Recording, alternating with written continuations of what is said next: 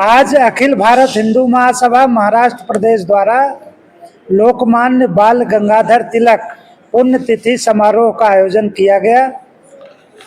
अखिल भारत हिंदू महासभा महाराष्ट्र प्रदेश द्वारा यह कार्यक्रम प्रति वर्ष किया जाता है और इस अवसर पर काफ़ी संख्या में हिंदू महासभा के कार्यकर्ता, राष्ट्रवादी नेतागण, राष्ट्रवादी कार्यकर्ता, हिंदूवादी कार्यकर्ता आदि जुटते हैं।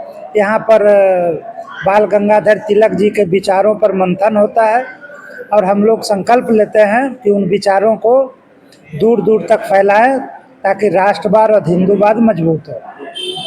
आज पुण्यतिथि समारोह के अवसर पर 2 पुरस्कार भी प्रदान किए गए, जिसमें एक मामा राव दाते अभ्यास विचारवंत पुरस्कार जो कि श्री श्याम देशपांडे जी को दिया गया, वर्धा से हैं आप, और एक स्वर्गीय गणपत राव नलावड़े झुंझार हिंदूदिस्ट पुरस्कार जो श्री विवेक बेनारे जी को दिया गया।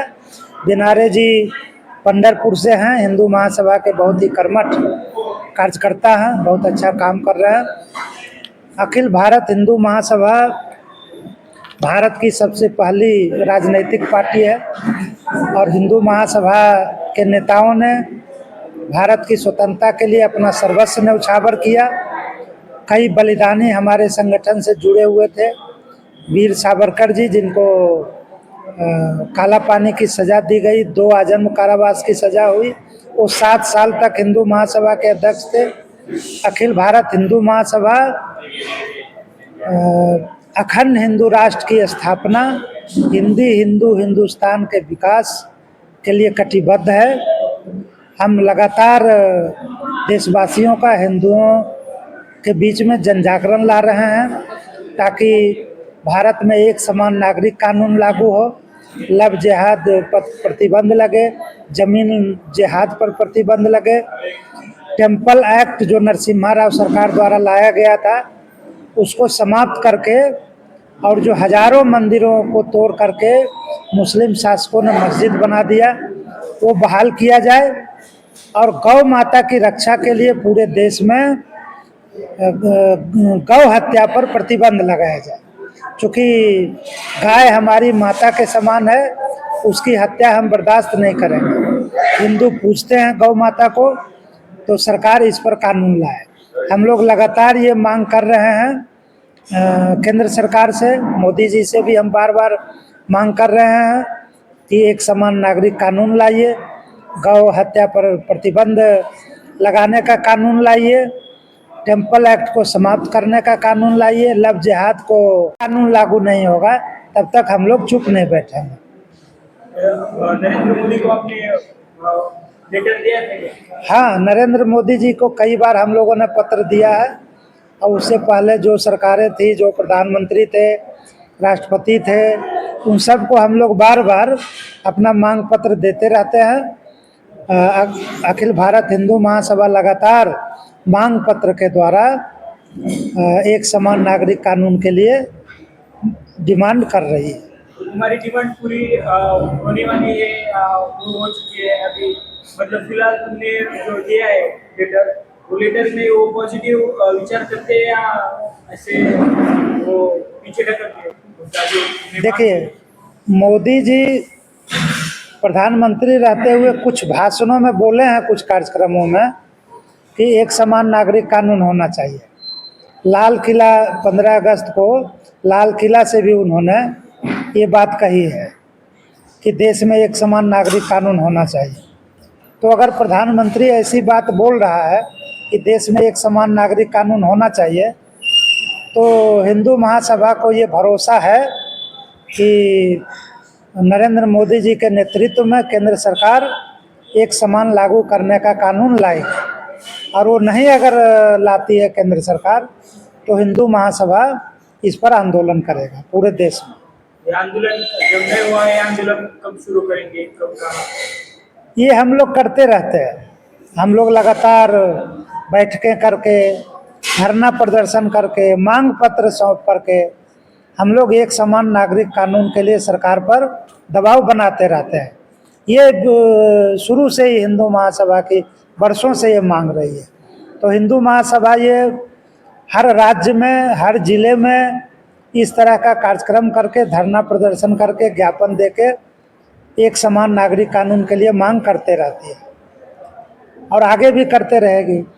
लेकिन हमें अभी भरोसा है कि केंद्र सरकार इस पर कानून लाएगी, और नहीं लाएगी तो हिंदू महासभा का काम है संघर्ष करना हिंदू हितों के लिए, देश हित में हम संघर्ष करते रहे।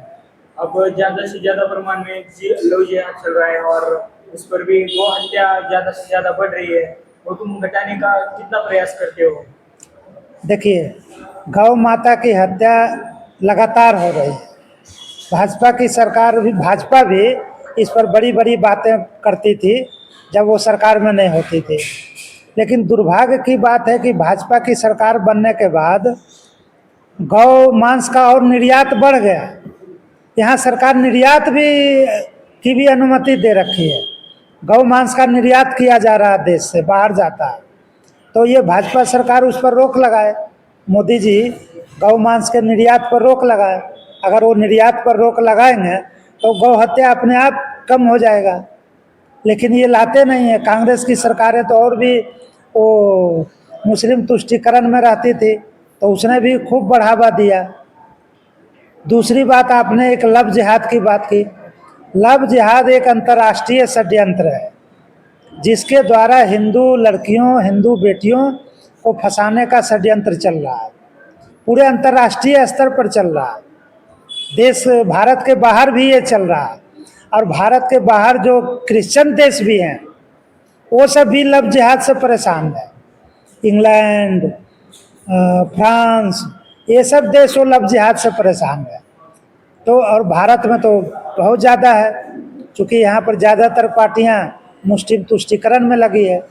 तो ये एक कुछ संस्थाएं हैं बाहर की, इस्लामिक संस्थाएं, वो हिंदू युवकों को पैसा देता है कि हम ये 10 लाख देंगे, 15 लाख देंगे, 20 लाख देंगे, हिंदू लड़कियों को फुसला के लाओ। और वो मुल्ला और मौलवी मिलके जब वो लाता है प्रेम जाल में फंसा के, तो उसका वो विवाह कर देता है। और उसके बाद वो जनसंख्या बढ़ाने का जो मुसलमानों का उद्देश्य है उसको पूरा किया जाता है कि ज़्यादा से ज़्यादा जनसंख्या बढ़े, हिंदुओं से हम ज़्यादा हो जाएं और यहाँ भारत पर भी राज करें।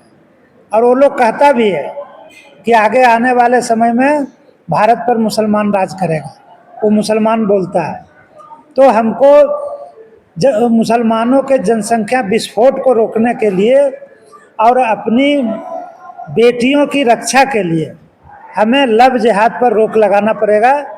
अखिल भारत हिंदू महासभा लगातार केंद्र सरकार पर दबाव बना रही है, पत्र लिख रही है कि लव जिहाद को प्रतिबंधित किया जाए, और कोई भी लव जिहाद में पाया जाए उसको कड़ी से कड़ी सजा हो और उसको जेल में बंद किया जाए।